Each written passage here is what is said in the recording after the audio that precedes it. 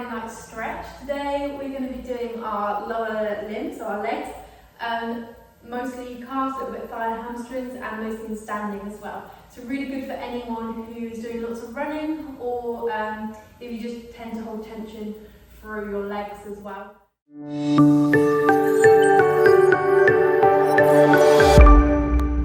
Wow. So the first one we're going to do is just the usual calf stretch. So you've probably all seen this one before. You're going to take 1 foot behind, bend the front leg, and then push down into that heel on the back leg. So you're going to hold it here.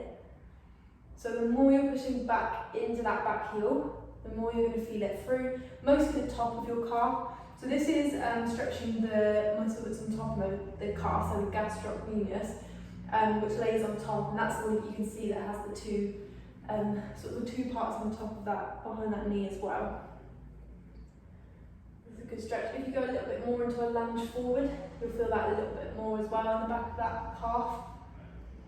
Good. From here, before we swap over, we're going to go into that underneath calf muscle as well, so that's the layer. So this is one that we often forget to do. So you're going to bend that back leg as well.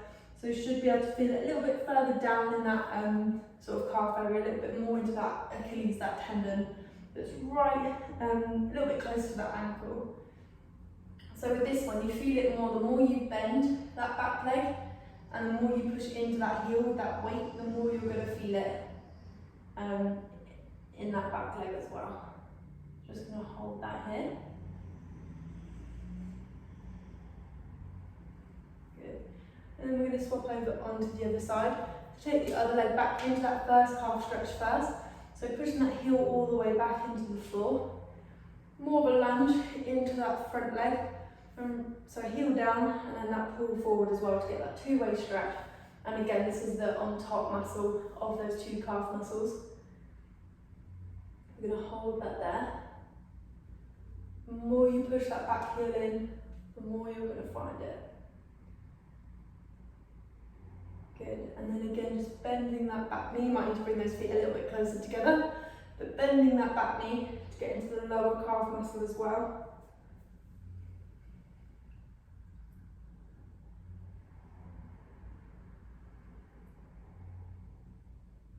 Good.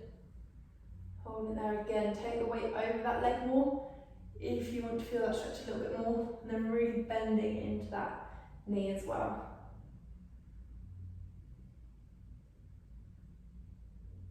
Good. Curling that out a bit. Lovely. So we've done the lower of the back leg, the lower down on the back of the leg.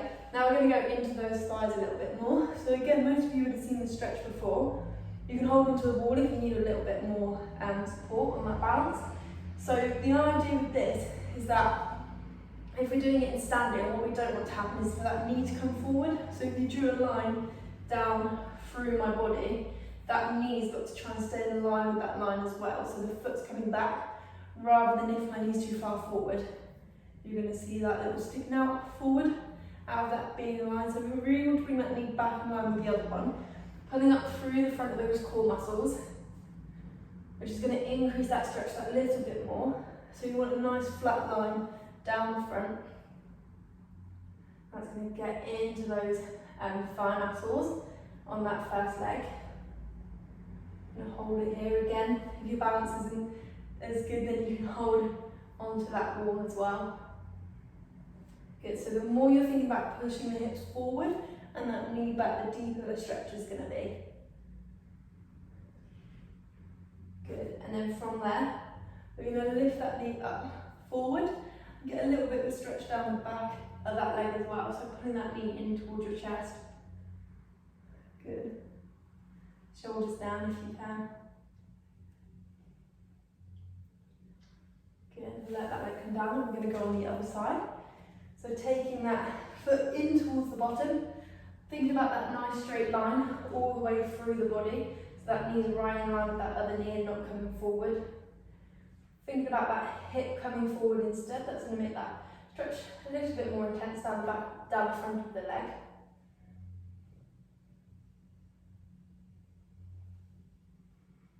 Good, so this is really good for that thigh, quad muscles. Good. and then you're going to bring that knee up and forward so you get more of a stretch in the back of that bottom. Good. Really bring that knee up and towards your chest.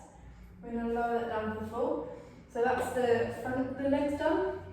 And then we're just going to lastly do those hamstrings as well. So the main one is just popping those hands down towards the floor. So even if you want to have them on your legs and walk them down, wherever you're going to end up on those legs just to support you, or if you can, popping those hands down on the floor. In this position, we want the head to be nice and heavy. So nice heavy head, so the top of your head going down towards the floor, so you're looking between your legs. Another stretch this way. So you should be able to feel this in the back of the hamstrings. If you're getting anything in your knees, you can actually slightly bend those knees a little bit. Here's a bit of a cheat, you'll be able to go down much further with those knees bent. So if you can, keep them nice and straight. Good, we're going to walk those hands around the left side. We get a little bit more of a stretch through that left leg. And then walk them around to the right side. A little bit more of a stretch through that right leg. Again, keep those heads nice and heavy so you've not got lots of tension through the neck. Good, we're going to come back round to the centre and we're just going to walk through the legs. So you're going to straighten one leg and bend the other. Just to alternate, get those stretches into the back of the legs. Again, it's fine if you're up here, you can keep the hands on the shins or even on the thighs if you need to.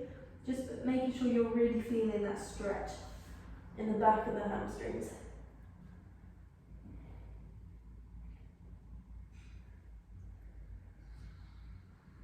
Keep it going, nice stretch. Good. I'm going to do two more. Then we're going to roll up through the back, come all the way back into a nice standing position.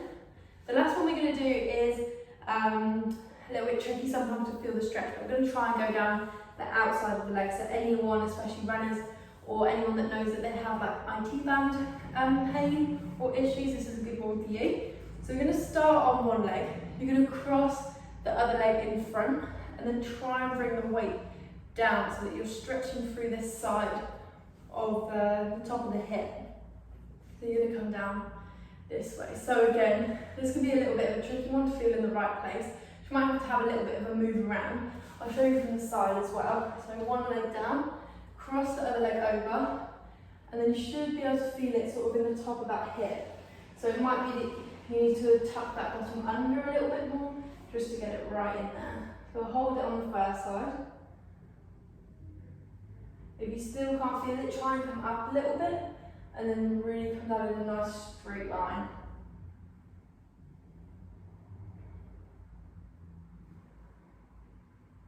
And coming back up, and we're going to go on the other side. So one leg down and then cross the other leg over and try and get stretched into the side of that hip a little bit more. If you think about your pelvis tucking this way, so you're trying to bring the hip that you're stretching up a little bit more and put the other side down to the floor, you're going to feel it more in that side as well.